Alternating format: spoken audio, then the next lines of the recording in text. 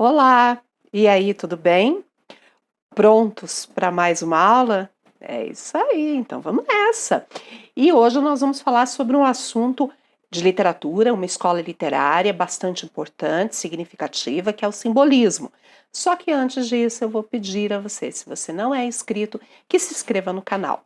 Curta esse vídeo para não esquecer, depois a gente acaba esquecendo, né? No final a gente vai embora e esquece. Aciona o sininho que está aí embaixo para receber as notificações e ajude a divulgar nas redes sociais. Belezinha? Tranquilinho? Então tá bom. Então vamos lá. Simbolismo. Gente, os simbolistas, eles vão ser chamados de nefelibatas. O que quer dizer um nefelibata? É aquele que vive nas nuvens.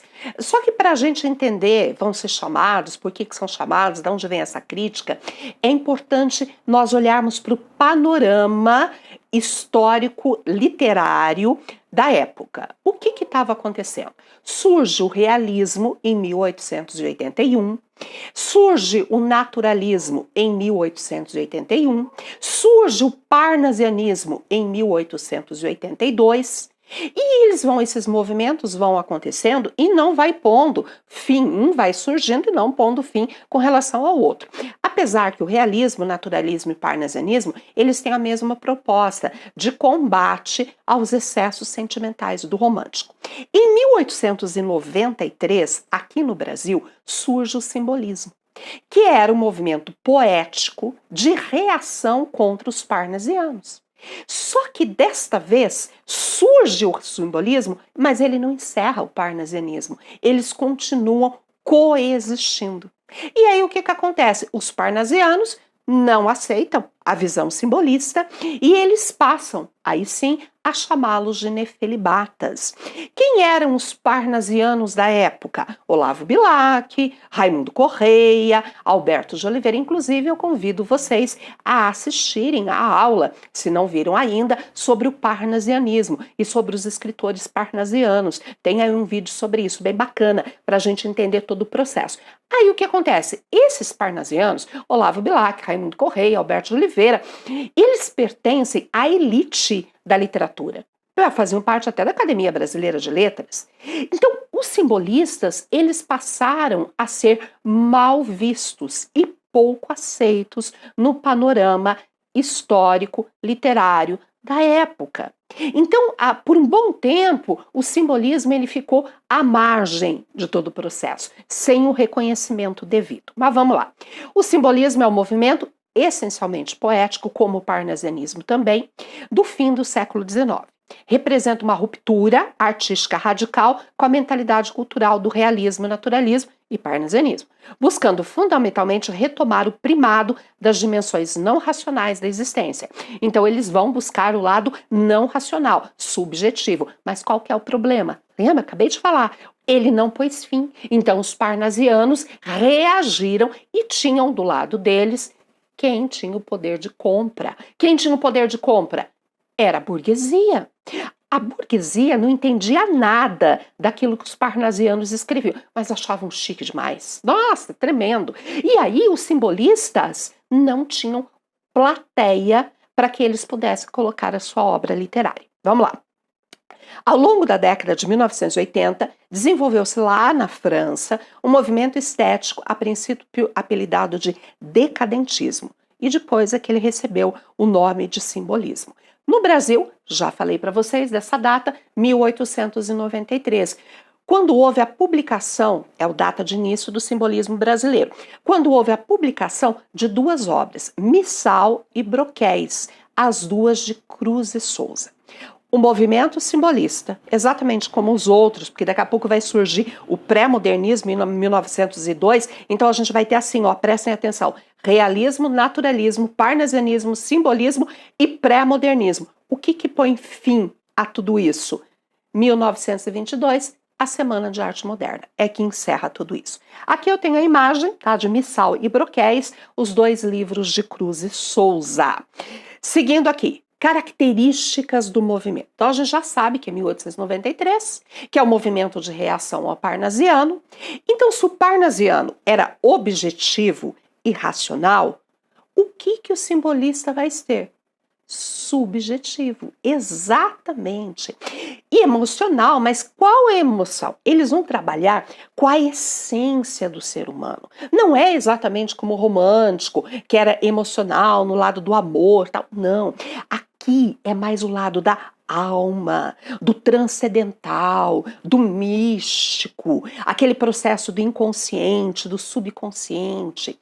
É uma escola que não fala as coisas claramente.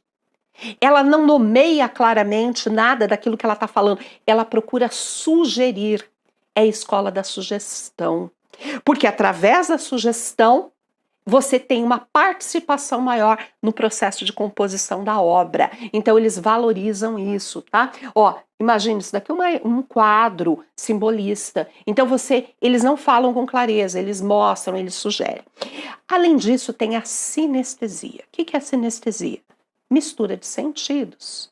Olfato, visão, tato, paladar. Então, se eu falo assim, a visão doce de sua presença. O que eu estou falando? Que é muito bom, que foi muito bom, que está sendo muito bom te ver. Só que eu ponho a visão e coloco o doce, misturando a visão e o paladar. Isso é sinestésico, tá? Isso é sinestesia. Vamos lá? Além da sinestesia, o simbolismo tem a musicalidade nos poemas. Como eles conseguem essa musicalidade? Com a pluralização dos abstratos. Vocês vão ver que a maioria das palavras são colocadas no plural para dar aí um sibilado no final, gerando uma musicalização. A aliteração, que é a repetição de sons consonantais. A sonância, que é a repetição de sons vocálicos. Vou dar um exemplo citando o simbolismo. Olha só, ou melhor, ouça só. Vozes veladas, veludosas, vozes volúpias dos violões, vagam nos velhos vórtices velozes, vivas, vãs, vulcanizadas. É um poema de Cruz e Souza. Repara, o veio Z repetindo o tempo todo. Olha o S no final. Vozes veladas, veludosas, vozes. E eu também tenho a aliteração, a assonância do O e do E, beleza? Então, com esses efeitos, a aliteração, V e Z, no poema que eu citei, a assonância do E e do O, a pluralização, eles conseguem um processo de musicalização. Joia? Maiúscula alegorizante. Na língua portuguesa, quando a gente usa uma palavra com letra maiúscula, nome próprio ou no começo de uma frase. Aqui eles colocam uma palavra com letra maiúscula e não é o nome próprio, também não está no início de um verso, não está no início de uma frase. Eles fazem isso para poder chamar a atenção para aquela palavra, para o significado daquela palavra. Então, chamamos esse processo de maiúscula alegorizante. Obsessão pela cor branca. Vamos lá, vamos entender isso. O branco é uma cor que representa a junção de todas as outras, como o preto é a ausência de todas as cores. Tudo bem? Então, a ideia deles não era o corpo, alma, consciente, inconsciente, subconsciente, não era a totalidade. Então, eles têm a cor branca como sua bandeira. Só que eu vou perceber em alguns escritores brasileiros, ou melhor, em Cruz e Souza, não só a utilização do branco, mas uma obsessão por essa cor branca. Vou comentar daqui a pouquinho sobre a vida de Cruz e Souza e a gente vai entender isso melhor. Não é a escola da sugestão? Então, ao invés deles ficarem usando a palavra branco, usam sim, mas só a palavra branco, eles colocam outras palavras que sugerem a cor branca. Neve, neblina, mármore, nuvem. Beleza? Entendido? Joia. E a última característica que é a preocupação formal. A mesma preocupação formal que nós vimos no parnasiano. Então, aquela característica parnasiana da busca da perfeição formal, ela continua existindo aqui dentro do simbolismo. Belezinha? Não daquela forma obcecada que o parnasiano tem, mas ele ainda a mantém dentro das suas propostas. Joia. Cruz e Souza. Gente, Cruz e Souza é o mentor, ele começou o simbolismo no Brasil. Ele era chamado de Dante Negro, Cisne Negro, o Poeta Negro. Conseguem saber? Saber por quê? Porque ele era negro. E ele sofreu muito por ser negro, por ser pobre, numa sociedade altamente preconceituosa. João da Cruz e Souza, ele nasceu em Nossa Senhora do Desterro. Hoje não é, essa cidade não tem esse nome mais. Como é chamado hoje? Florianópolis. Ele nasceu em Florianópolis, a linda Santa Catarina, no dia 24 de novembro de 1861. E ele morreu na estação do Sítio, a cidade de Sítio, uma cidadezinha pequena, em 19 de março de 1898. O Sítio fica em Minas Gerais. Foi um poeta brasileiro alcunhado, acabei de falar, Dante Negro, Cisne Negro, ou poeta negro. Foi um dos precursores do simbolismo no Brasil. Agora, atenção. Filho de negros alforriados, desde pequeno recebeu a tutela e uma educação refinada do seu ex-senhor, o Marechal Guilherme Xavier de Souza, de quem adotou o nome de família. Então, esse ex-dono dele, da família dele, ele cuidava de Cruz e Souza, dava educação a ele, e ele sabia, ele lia muito bem, tinha um conhecimento cultural bastante vasto, ele aprendeu francês, latim, grego, além de ser um discípulo de alemão de Fritz Müller. Vejam bem, olha quanto conhecimento. Ele aprendeu com ele matemática e ciências naturais. Em 1881, ele dirigiu o jornal Tribuna Popular, no qual combateu a escravidão e o preconceito racial. Em 1883, foi recusado como promotor de Laguna por ser negro. Muito bem. Ele casou-se com uma mulher chamada Gavita Rosa. E ele teve vários filhos com ela. E todos os filhos morreram prematuramente, o que morreu com mais idade morreu com 18 anos. E a própria Gavita, ela enlouquece e ela também morre. Uma vida marcada por perdas, por sofrimento, e foi muito difícil para ele equacionar tudo isso. E ele pensava, poxa, se não fosse a questão do preconceito, da tez escura, da pele negra, eu poderia ter mais chances e eu poderia apoiar e ajudar mais a minha família. Isso tudo pesou bastante na vida dele. Quando ele se descobriu com tuberculose, ele não tinha grana para ir para a Europa, como outros fizeram. E ele foi ali para o sítio, região do Sítio, Minas Gerais, e lá ele morreu. O corpo dele foi transladado de Minas para o Rio, onde morava o resto da família, fora da esquife, fora do caixão, que não tinha dinheiro para o caixão, num vagão, junto com animais. Esse foi o fim do grande simbolista brasileiro. Hoje, estamos aí, em 2020, e 2021, 22, 23, 25, 2030, estará estudando Cruz e Souza. Mas ele não foi reconhecido em vida e pagou um alto preço por ser negro numa sociedade preconceituosa, tá? Aqui embaixo eu coloco isso, que ele teve o corpo transladado, né, para o Rio de Janeiro em um vagão destinado ao transporte de cavalos, ao transporte de animais. Muito bem, vítima de tuberculose. Aí vamos conhecer um pouquinho a produção dele? Conhecendo a produção, a gente acaba vendo as características simbolistas aqui. Antífona. O que é antífona? É um termo que designa a primeira oração rezada pelo padre na missa, tá? E significa preparação. Então eu consigo perceber, pelo próprio título, um lance do misticismo, da religiosidade. Agora, eu quero que vou ler só a primeira estrofe e observem a pluralização dos abstratos que eu tenho aí. E, consequentemente, a musicalidade. Olha só, eu vou colocar ali o meu dedo apontando, venham seguindo comigo. Ó formas alvas, brancas, formas claras, de luares, de neves, de neblinas. Ó formas vagas, fluidas, cristalinas. Incenso dos turíbulos das aras. Viram só isso? A pluralização? Muito bem. Mas eu tenho outras marcas simbolistas aí. Viram a referência à cor branca? Olha lá. Formas alvas, brancas, claras, de neves, de luares, de neblinas. Formas cristalinas. E essa forma é precisa? Não, é uma forma Alva é uma forma de neblina, é uma forma vaga, não precisa, é a escola da sugestão. Vou seguir lendo. Formas do amor constelarmente puras, de virgens e santas vaporosas, brilhos errantes, mágidas frescuras e dolência de lírios e de rosas. Indefiníveis músicas sublimes, harmonias da cor e do perfume. Horas do ocaso, trêmulas, extrêmulas, requiem o sol que a dor da luz resume. Além da pluralização, além da referência da sugestão e da cor branca, vocês viram as maiúsculas alegorizantes? Deem uma olhada ali. Olha formas. Forma não é nome próprio, não está no começo da frase, mas está grafado com letra maiúscula. A mesma coisa eu tenho aqui em santas e virgens, em amor, em cor, em perfume, em dor, em luz.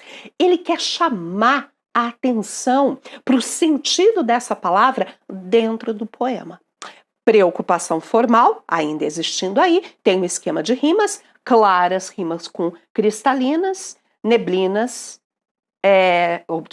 claras com aras, neblinas com cristalinas, puras com frescuras, vaporosas com rosas. Eu tenho esquema rímico, beleza? Existe aí a preocupação formal. Estão entendendo? Estão conseguindo perceber as características simbolistas dentro desse poema? Joia!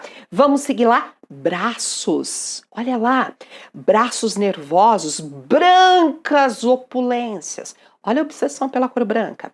Brumais brancuras, fúlgidas brancuras, alvuras castas, virginais alvuras, latescências das raras latescências e tudo aqui, ó, pluralizado. Tá vendo? Certo? Fora que ler um poema simbolista é indiscutivelmente um desafio. Ler, mas eu acho que o desafio maior é entender. As fascinantes, mórbidas dormências dos teus abraços de letais flechuras produzem sensações de agres torturas dos desejos às mornas florescências. Tá vendo tudo pluralizado? Braços nervosos, tentadoras serpes que prendem, tetanizam como os herpes dos delírios na trêmula corte. Então ele está descrevendo os braços brancos que estão armando, prendendo, juntando ali, criando elos, laços, liames. Mas ele fala isso tudo na base da sugestão, numa linguagem muito trabalhada, com pluralização, com referência à cor branca, beleza, amores? Com a preocupação formal também. Pampa de carnes tépidas e flóreas, braços de estranhas correlações, marmóreas, olha lá, de novo, a cor branca, abertos para o amor e para a morte, maiúscula alegorizante. Joinha? Tranquilo. Afonso de Guimarães. Gente, Afonso de Guimarães, se o Cruz e Souza era Dante negro, poeta negro, cisne negro, o Afonso de Guimarães vai ser o solitário de Mariana. Muito bem. Afonso de Guimarães, ele nasceu em Ouro Preto e ele faleceu em Mariana. Filho de Albino da Costa Guimarães, que era um comerciante português, e Paula Guimarães Alvino. Ele era sobrinho de Bernardo Guimarães. Quem é Bernardo Guimarães? É um escritor romântico, autor de A Escrava Isaura. Ah, lembrou, né? Então, ele era sobrinho do Bernardo. O Bernardo Guimarães, tio do Afonso, tinha uma filha chamada Constança, por quem Afonso Guimarães se enamorou, se apaixonou. Eles gostavam muito, estavam para casar, e a Constança morreu. Cara, isso acabou com Afonso Guimarães. Ele gostava muito dela. Mas é óbvio, né? A vida tem que tocar, e ele continuou, se formou, se fez juiz, foi nomeado juiz na cidade de Mariana e casou-se, porque era muito importante na época, exatamente como a mulher precisava de um marido para poder mantê-la e ter um status, uma posição na sociedade, o homem casado gozava de mais respeitabilidade. Tipo assim, um advogado solteiro ou um advogado casado. O advogado solteiro podia ser até mais competente que o casado, mas o casado tinha mais clientela, porque era casado, era mais respeitado. E ele se casou com a Zenaide de Oliveira, gente. Teve vários filhos com ela, vocês vão ver. Afonso Guimarães matriculou-se em 1887, voltando um pouquinho, no curso de engenharia. Um fato marcante em sua vida foi a perda prematura da prima e noiva Constança. E a morte da moça abalou moralmente e fisicamente. Comentei isso. Foi em 1891 para São Paulo, onde matriculou-se no curso de Direito da Faculdade do Largo de São Francisco. Voltou a Minas e formou-se em Direito. Beleza? Aqui, ó. Foi juiz substituto e promotor em Conceição do Cerro, Minas Gerais. Casa-se com Zenaide de Oliveira. Tá vendo? Devido ao período que viveu em Mariana, ficou conhecido como Solitário de Mariana. Mesmo casado e tendo 15 filhos, ele foi chamado de o Solitário de Mariana. Porque ele tinha um semblante muito abatido. Ele era muito quieto, muito recluso. Muitos atribuíam isso ao amor que ele ainda sentia por Constança, tá? E aí veio o apelido. Então, para entender a obra de Afonso Guimarães, eu preciso de 3 palavrinhas: misticismo, amor e morte. É isso que eu vejo dentro da produção dele. Mas mais, vamos aprofundar. Misticismo, ele era devoto da Virgem Maria. Então a gente percebe a religiosidade e a presença da Virgem Maria. O amor, na sua produção, é Constança. E a morte? A morte é solução. É assim que vem na sua poesia. A morte, para ele, o levaria de novo aos braços de Constança e o deixaria ao lado da Virgem Maria.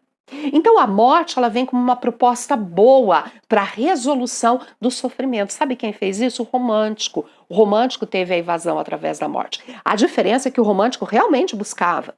Entrava em boemia, consumo do ópio, vida desregrada, tuberculose para tudo que é canto, morriam cedo. Vamos lembrar, o romântico. Álvares de Azevedo com 21 anos. Castro Alves com 24, Casimiro de Abreu com 23, o José de Alencar que bateu alto, foi lá nos 48 para 49.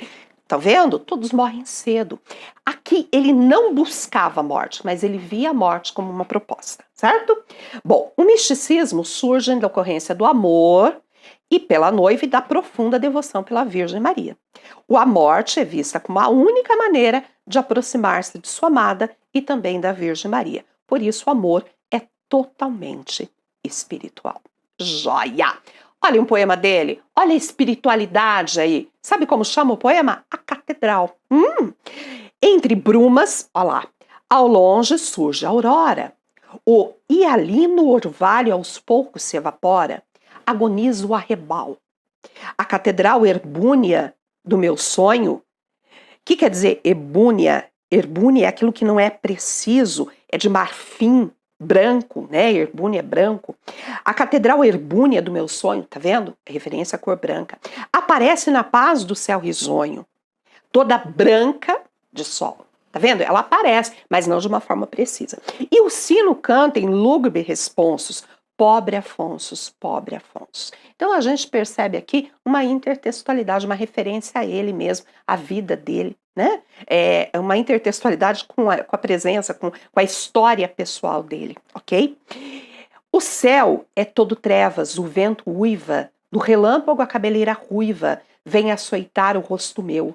A catedral herbúnea, de novo de marfim, sugestão de cor branca, do meu sonho, então sonho, ó, afunda-se no caos do céu medonho, como um astro que já morreu. Ok, sim. Ismália. Esse poema é muito conhecido dele. Quando Ismália enlouqueceu, então a Ismália ela fica louca, pôs-se na torre a sonhar. Viu uma lua no céu, viu outra lua no mar. Lua lembra cor branca. No sonho em que se perdeu, ela enlouqueceu, banhou-se toda em luar, cor branca.